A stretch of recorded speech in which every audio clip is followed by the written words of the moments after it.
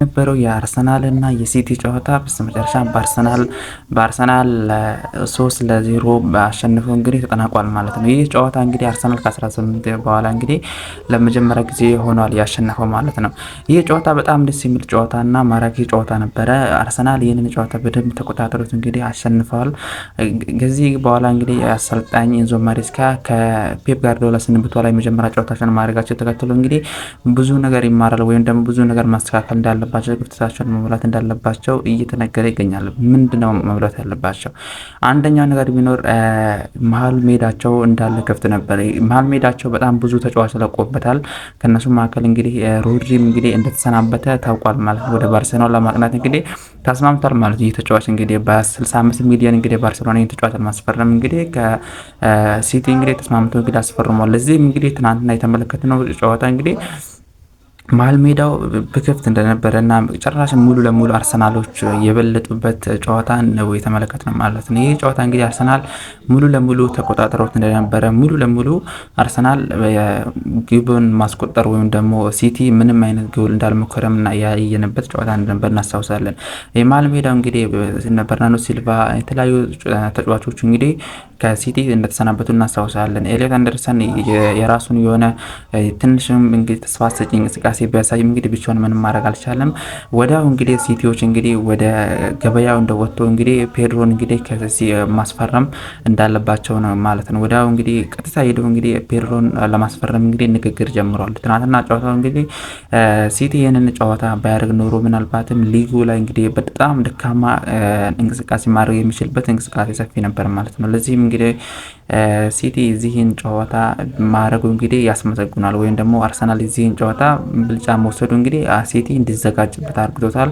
ገበያው እንግዲህ ሳይዘጋበት ማለት ነው። የዝውውር መስኮቱ እንግዲህ ሳይዘጋበት ይህንን ጨዋታ ማድረጉ ለሲቲ አስፈላጊ ጨዋታ እንደነበረ አይተናል ማለት ነው። ሲቲ እንግዲህ ማስፈረም ያለበት ወይም ደግሞ ከሮድሪ ወደ ባርሳ መቅናቱ ቀጥሎ እንግዲህ በሁለተኝነት እንግዲህ የሞሮኮውን ተጫዋች አዩብ አልቡሃይ እንግዲህ ማስፈረም ይኖርበታል። ከዛም ባለፈ እንግዲህ ኤንዞ ፈርናንዴዝን ከቼልሲ ማምጣት ዋነኛ ዓላማቸው ይሆናል ማለት ነው። ምንም ቢሆንም የሮድሪ ሚና የሚተካ አይነት ሆነኛ ተጫዋችም ባይኖርም ነገር ግን የዛን ተጫዋች እንግዲህ ማስፈረም ይኖርበታል ማለት ነው። ምንም ቢሆን እንግዲህ ሮድሪ ከዓለማችን የሚገኙ ተጫዋቾች ወይም ደግሞ ከመሀል የሚገኙ ተጫዋቾች በጣም ምርጡ ተጫዋች እንደመሆኑ እንግዲህ እሱን የሚተካ ተጫዋች የለም። ነገር ግን ክፍተቱን ለመሙላት እንግዲህ የተለያዩ ተጫዋቾችን እያፈላለገ ይገኛል። ከእነሱ መካከል እንግዲህ የሞሮኮን ተጫዋች አዩብ አልቡሃይ እንግዲህ ለማስፈረም ከስምምነት ደርሰዋል።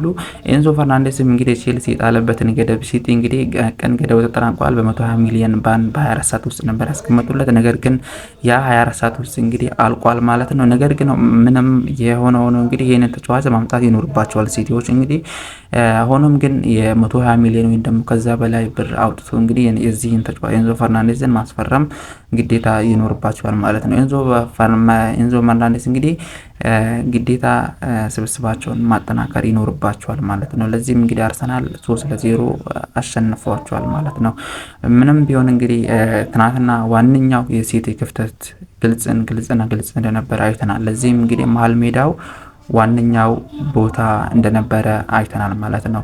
ኤንዞ ፈርናንዴዝን ከቼልሲ ባመጣ ከዛም በኋላ ደግሞ ከሞሮኮን ተጫዋች አዩብ አልቡሃይ እንግዲህ በ90 ሚሊዮን ማምጣት ከቻለ ክፍተቱን እንግዲህ የሚደፍንበት እንዲሁም ደግሞ ፔድሮ ፖሮን እንግዲህ ቼልሲ ቢያስመጣ እንግዲህ ክፍተቱን በትንሹም ቢሆን እንግዲህ ለመድፈን የሚያደርገው ጥረት ሊሳካል ይችላል።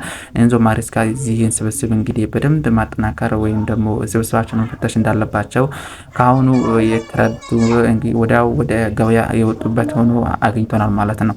ሲቲ እንግዲህ አምና እንግዲህ ኤፍኤ ካፕን እንግዲህ እንደበላ እናስታውሳለን። በፔፕ ጋርዲዮላ እንግዲህ ዘመን ከፍተኛ ወይም ደግሞ ክለባቸው በጣም ጥሩ እንቅስቃሴ እያደረገ ነበር። ነገር ግን ኤንዞ ማሬስካ እንግዲህ ገና ቡድኑ እንግዲህ መገንባት እንዳለባቸው ነው ማለት ነው። ገና ቡድኑ እንግዲህ ኤሊዮት አንደርሰንም ከሲቲ እንግዲህ ለመላመድ ገና ብዙ ጊዜ ይፈጃል ማለት ነው። ለዛም እንግዲህ ፉል ወደ አጥቂ ቦታ እንግዲህ ምርጥ ተጫዋቾችን ማስፈረም ይኖርባቸዋል።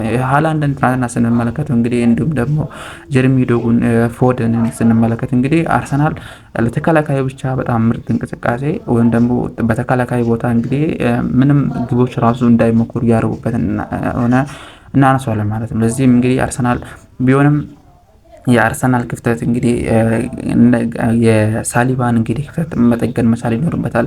ትናንትናው ጨዋታ እንግዲህ ሲቲዎች በደንብ ባይሞክሩም እንኳን ሌላ ክለብ ቢያገኘው ደግሞ ጠንካራ ክለብ ቢያገኘው እንግዲህ ሲቲ አርሰናል በተከላካይ ቦታ በደንብ ሊፈተን እንደሚችል ነው ማለት ነው። ሳሊባን በጉዳት ካጣ በኋላ እንግዲህ ከወራት ሜዳ ይርቃል። ለዚህም እንግዲህ በዛ ቦታ ተጫዋቾችን ማስፈረም ይኖርባቸዋል ማለት ነው። ያንን ካላስፈረሙ ግን አርሰናሎች እንደሚጎዱ እንደ ክፍተት የሚኖርባቸው ያ ነው ማለት ነው። ትናንትና የተመለከትነው እንግዲህ ሁለት አሲስት ማድረግ የቻለ ተጫዋች ነበረ ማለት ነው። ዞላ ማድረግ የቻለ በጣም ድንቅ አቋሙን እያስመለከተን ተጫዋች ነበረ ማለት ነው። ካላፎሪም እዚህ ላይ ግብ አስቆጥሯል ማለት ነው። ትናንትና አርሰናል ሙሉ በሙሉ ብልጫ የወሰዱበትን አጋጣሚ ሆነ የምናነሳለት እንግዲህ ምርጥ ጨዋታን እያስመለከተ አርሰናል ሙሉ ለሙሉ ከሲቲ እንግዲህ ብልጫ ወስዷል ማለት ነው። ሲቲ እንግዲህ በትናንትና ጨዋታ ተበልጧል ማለት ነው። ለዚህም እንግዲህ የአርቴታው አርሰናል እንግዲህ ምን ያክል ጠንካራ ክለብ እንደሆነ ወይም ደግሞ ምን ያክል እየተጠናከረ እንደመጣ ቡድናቸው ምን ያክል ጠንካራ እንደሆኑ እያስመለከቱን ነበረ ማለት እንችላለን ማለት ነው። ለዚህም እንግዲህ ሚካኤል አርቴታ በዚህ ውድድር ዘመን ወይም ደግሞ በእንግሊዝ ፕሪሚየር ሊግ እንግዲህ አምና እንዳሳኩ እናስታውሳለን።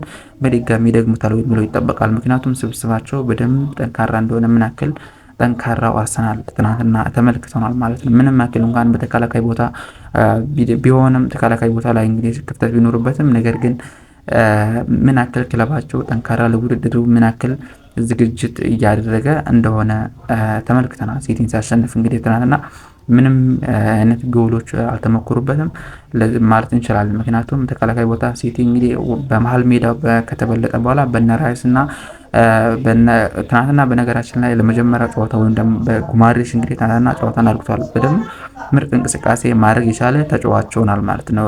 መጀመሪያ ከቡድኑ ጋር እንደተላመደ አይነት ተጫዋች ሆኖ ነው የተመለከትነው። ኤሊዮት አንደርሰን በሲቲ ቤት እንግዲህ ትናንትና እሱም አሪፍ እንቅስቃሴ ማድረግ ችሏል። ነገር ግን ብሩኖ ጉማሬሽም ትናንትና በአርሰናል ቤት እንግዲህ ምርጥ እንቅስቃሴ ማድረግ የቻለ ተጫዋች ሆኗል ማለት ነው። ፈራሚ በዚህ ክረምት እንግዲህ አርሰናል በጣም ምርጥ እንቅስቃሴ ማድረግ የቻለ ክለብ ሆኗል ማለት ነው። ከትናንትናው ጨዋታ ስንመለከት ማለት ነው። ብሩኖ ጉማሬሽም እንግዲህ ትናንትናው ያሳየው እንግዲህ እንቅስቃሴ በደንብ ከብሩኖ ጋር እንግዲህ ምን ያክል በፍጥነት እየተላመዱ እንደሆነ ምን ያክል ቶሎ እየተላመዱ እንደሆነ በትናንትናው ጨዋታ ከነ ራይስ ጋር እንግዲህ የተመለከትንበት ሁኔታ ነው እናነሳዋለን ማለት ነው። ለዚህም እንግዲህ ሲቲዎች ከአሁኑ ወደ ገበያ ወጥተው እንግዲህ አዲስ ተጫዋቾችን ማስፈረም ይኖርባቸዋል። ለዚህም እንግዲህ ከአሁኑ እንቅስቃሴ ጀምረዋል። በሚቀጥሉ ጊዜያት እንግዲህ ፔድሮን እንግዲህ ማስፈረማቸው እንግዲህ የሚጠበቅ ነው ማለት ነው። ግዴታውን እናነሳዋለን። ኤንዞ ፈርናንዴዝን እንዲሁም ደግሞ የሞሮኮን ተጫዋች አዩብ አልቡሃይ እንግዲህ ማስፈረም ግዴታ ሆኖ ውስጥ ገብቷል ማለት ነው። ግዴታ ስብስባቸውን ለማጠናከር የነዚህን ተጫዋቾችን የማምጣት ግዴታ ይሆንባቸዋል። ምክንያቱም ፕሪሚየር ሊጉ ላይ በደንብ ተፎካካሪ ለማን እንዳምናው እንግዲህ እንደ ፔፕ ጋርዲዮላ በነበሩበት ዘመን ላይ እንደመሆን በደንብ ስብስባቸውን ሊያጠናክሩ የሚገባ ሲቲውን እናገኛለን። ብዙ ተጫዋቾች ቢለቁበትም በመሀል ሜዳው እንግዲህ በርናርዶ ሲልቫ ቢለቁበት ሌላ ወደ ኢንተር ሚላንን እያመራው ተጫዋች ስንመለከት ብዙ ተጫዋቾችን እንግዲህ የለቀቁበት ሆኖ እናነሳዋለን ማለት ነው። ስለዚህ ብዙ ነገር ማስተካከል ይኖርበታል ሲቲ። ስለዚህም እንግዲህ ኤንዞ ማሬስካ ገና አዲስ ስብስብን መገንባት ተጫዋቾችን እርስ በርስ ማላመድ ከና አዲስ ፈራሚዎቹ ጋር ማላመድ ይኖርባቸዋል። ለዚህም እንደማሳያ የምናነሳለት እንግዲህ ኤሊዮት አንደርሰንን ይሆናል ማለት ነው። በዚህ የውድድር ዘመን እንግዲህ በጣም ጠንካራ ሆኑ ከመጡ ክለቦች መካከል እንግዲህ አርሰናልን የምንጠቅሰው ነው የሚሆን ማለት ነው። የዛሬ ቪዲዮችን ይህንን ይመስል ነበረ። ቪዲዮ ከወደዳችሁ ላይክ እና ሰብስክራይብ ማድረግ እንዳትረሱ። ይመቻል።